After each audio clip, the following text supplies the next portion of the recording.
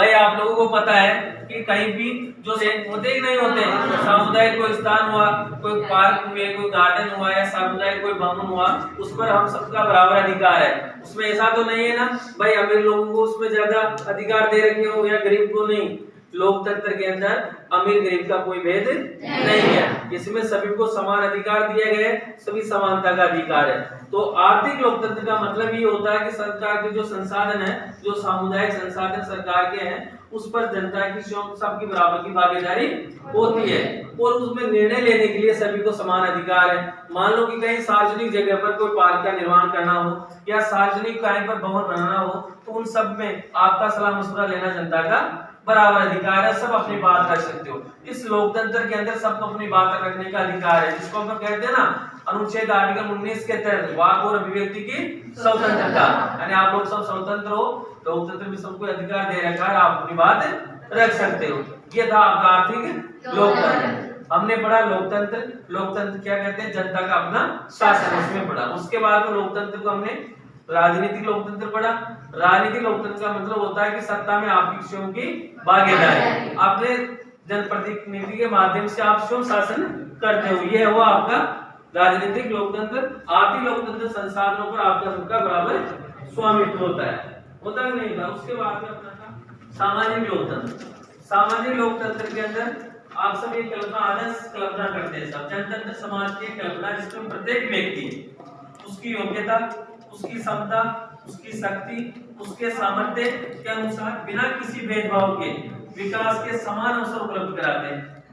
इस व्यवस्था को व्यक्ति में अभिव्यक्ति की स्वतंत्रता प्राप्त है। समाज के सदस्यों को सामाजिक प्रगति के लिए तैयार किया जाता है। समझे कहने का मतलब, सामाजिक लोकतंत्र के अंदर किसी भी प्रकार का किसी भी व्यक्ति से कोई भेदभाव नहीं किया गया। आर्टिकल 17 के तहत आप लोगों को पता है कि भेदभाव को समाप्त कर दिया गया है। सभी लोगों को समानता का अधिकार है। सब लोग शासन के कार्य में, सामाजिक कार्य में बढ़ चढ़ कर हिस्सा ले सकते हैं। इसी प्रकार नहीं, इस प्रकार आदर्श समाज की कल्पना, उस समाज में व्यक्ति अपने को स्थापित करने के लिए उस समाज के सभी संसाधनों पर उस व्यक्ति का बराबर अधिकार होता है और वो अपने आप को अपनी योग्यता क्षमता के माध्यम से, आप लोगों को पता होना चाहिए, कभी सरकार ये नहीं कहती कि भाई इसमें कहने का तात्पर्य हुआ कि सत्ता का संचालन स्वयं आप लोग करते हो, यानी जनता द्वारा किया जाता है। तो जनता चुनकर भेजती है उनको, और जनता चुनकर भेजती है अपना जनप्रतिनिधि, वो जो आप भेजते हो आपका प्रतिनिधि है और आपके लिए शासन कर रहा है। तो राजनीतिक दृष्टि से लोकतंत्र प्रशासन का वह रूप है जिसमें जनता अपने चुने हुए प्रतिनिधि के माध्यम से स्वयं सत्ता का संचालन करती है।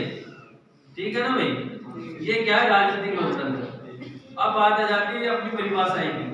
भाई अब्राहम लिंकन ने क्या परिभाषा दी, जनतंत्र।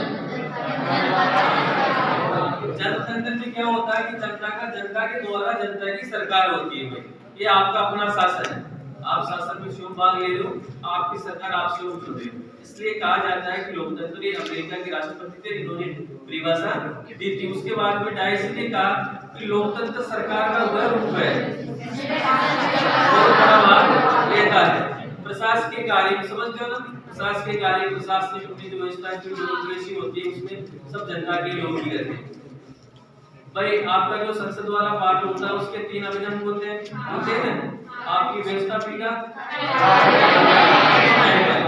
आपकी जो कार्यपालिका होती है उसके अंदर ब्यूरोक्रेट से आते हैं, यानी एक सिपाही से लेकर राष्ट्रपति तक उसमें शामिल होते हैं। जितने भी नौकरी पेशा लोग होते हैं सब कार्यपालिका के सदस्य होते हैं, जो कार्य को क्रियान्वित करने का कार्य करते हैं। आपकी जो व्यवस्थापिका होती है लोकतंत्र के अंदर, वो तो सिर्फ नियम कानून बनाती है, लेकिन उनको जनता तक पहुंचाना और उनको लागू करवाना आपको किसका काम है, कार्यपालिका का। तो डाइस कहता है कि प्रशासकीय वर्ग जो राष्ट्र के अंदर बहुत बड़ा भाग लेता है वही क्या है, लोकतंत्र। अब देखो भाई सिंधे ने क्या कहा, यानी कि लोकतंत्र या जनतंत्र वह है जिसमें कि प्रत्येक व्यक्ति भाग लेता है। और आप सबको पता है कि लोकतंत्र सरकार चुनने में जिनकी आयु 18 वर्ष हो गई हो, वो मतदान देने की योग्य होता है, वो सब भाग लेता है।